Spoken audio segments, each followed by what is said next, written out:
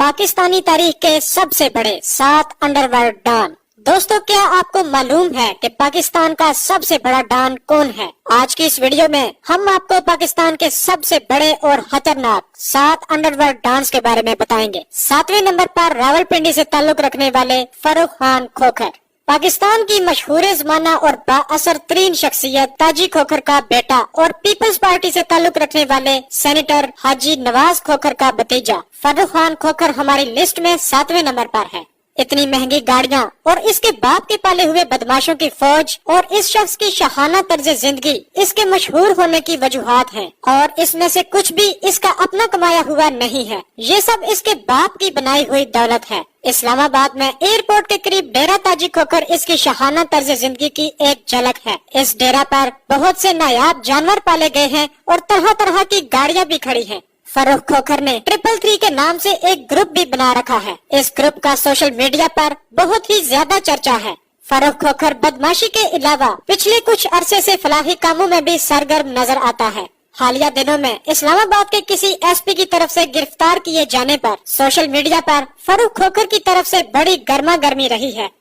اس کے بعد 6 نمبر پر لاہور سے گوگی بٹ۔ معزز خواتین و حضرات، دنیا کی تاریخ میں پہلی بار لاہور کے ایئرپورٹ کے اندر جا کر ایک شخص کو قتل کیا گیا۔ قتل ہونے والے کا نام ٹیپو ٹرکا والا تھا۔ جس شخص کو اس قتل سے شہرت ملی اس کا نام گوگی بٹ ہے۔ 1960 میں آنے والے گنڈا ایکٹ میں لاہور کا بچ جانے والا اکلوتا بدماش گوگی بٹ کے نام سے مشہور ہوا۔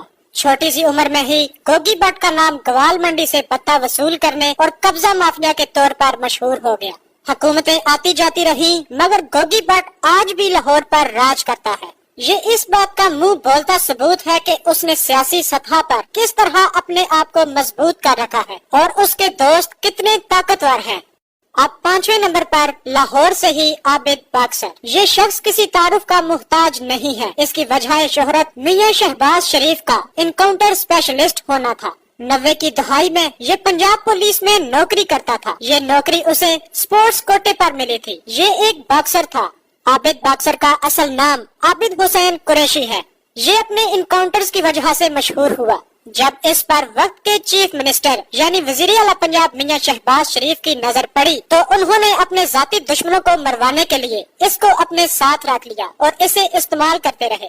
یہ وہ دور تھا جب عابد باکسر پنجاب میں خوف کی علامت سمجھا جاتا تھا۔ کچھ عرصے کے بعد میاں شہباز شریف کو بھی یہ احساس ہوا کہ عابد باکسر کو بہت زیادہ استعمال کر لیا ہے، یہ اب ہمارے لیے خطرناک ہے۔ دوسری طرف عابد باکسر کو بھی یہ معلوم ہو چکا تھا کہ شریف خاندان اب مجھے مروا ڈالے گا، جس کی وجہ سے وہ پاکستان سے بھاگ گیا۔ عابد باکسر کو انٹرپول کی مدد سے پاکستان واپس بھی لایا گیا اور آج بھی اس پر کئی مقدمات چل رہے ہیں۔ یہ شہباز شریف کا وعدہ معاف گواہ بن چکا تھا۔ خبروں کے مطابق عابد باکسر وہی شخص ہے جس نے مشہور ناچ گانا کرنے والی نرگس کو ناچ گانا کرنے سے منع کر رکھا تھا، لیکن نرگس جب باز نہ آئی تو اس نے سرے عام اس کو اغوا کر کے اس کے سر کے بال کاٹ دیے۔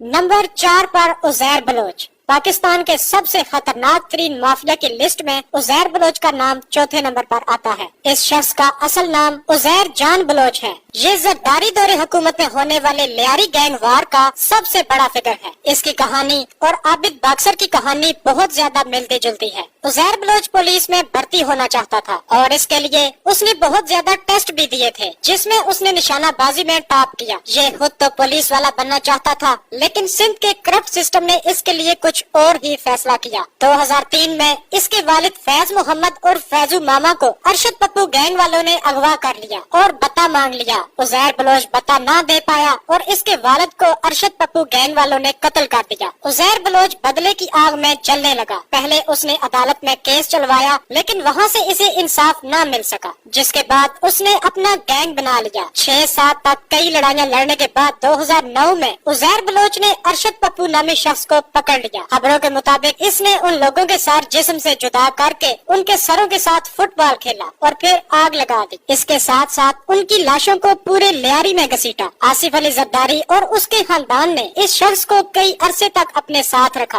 और अपने जाती मुखालिफिन को कत्ल करवाने का इससे काम लिया। आबिद बाक्सर की तरह उजैर बलोच को भी अब मालूम हो चुका था कि जरदारी उसे इस्तेमाल करने के बाद अब मरवा देगा, जिसकी वजह से उजैर बलोच इराक भाग गया। 2016 में इसे इंटरपोल के जरिए मुल्क वापस लाया गया और ये भी जरदारी खानदान का वादा मुआफ गवाह बन गया। दोस्तों, आपको क्या लगता है कि अगर ये जरदारी खानदान के खिलाफ गवाही दे डाले तो जरदारी खानदान को इससे क्या फर्क पड़ सकता है?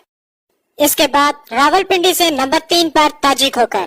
दोस्तों, अगर आपने कभी सोचा कि मलिक रियाज के पास वो कौन सी जादू की छड़ी है जिससे वो हजारों किनार जमीन खाली करवा कर वहाँ पर पहरिया टाउन बना देते हैं, तो उस जादू की छड़ी का नाम ताजी खोखर है। फरूख खोखर का बाप और पिंडी का मशहूर जमाना डॉन ताजी खोखर, जिसका नाम मुल्क के नामवर कब्जा ग्रुपों में आता है। दोस्तों, इस्लामाबाद एयरपोर्ट के साथ डेरा ताजी खोखर के नाम से इनका बहुत बड़ा फार्म हाउस है, जहां दुनिया भर के नायाब जानवर और पाकिस्तान की तकरीबन सबसे महंगी गाड़ियां पाई जाती हैं। ताजी खोखर के भाई हाजी नवाज खोखर पाकिस्तान पीपल्स पार्टी के सेनेटर रहे और हर जायज व नाजायज काम में अपने लाडले भाई ताजी खोखर की ढाल बनते थे। ताजी खोखर आसिफ अली जरदारी के भी बहुत लाडले थे। जरदारी ने सोने से बनी हुई AK-47 बंदूक ताजी खोखर के बेटे फरूख खोखर को गिफ्ट की थी। ताजी खोखर मलिक रियाज और पीपल्स पार्टी की सपोर्ट से इतने ताकतवर हो चुके थे कि जब डेरा से निकलते थे तो 10 से 15 लैंड क्रूजर्स उनके साथ होती थी। पाकिस्तान में अगर इन लोगों ने कहीं दूर सफर करना हो तो इनके पास अपना जाती हेलीकॉप्टर भी मौजूद है।